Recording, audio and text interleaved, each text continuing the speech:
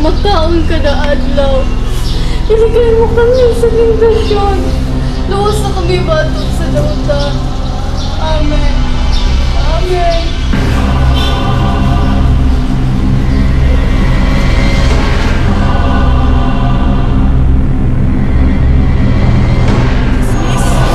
Oo, ako mismo ang nakakita.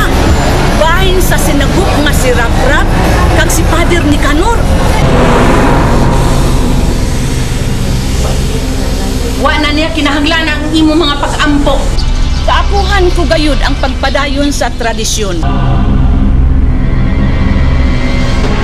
Sila sadto ang naghangyo sa Batikan sa Roma nga makaihaw kag makakaon sang baboy bisan Biyernes Santo.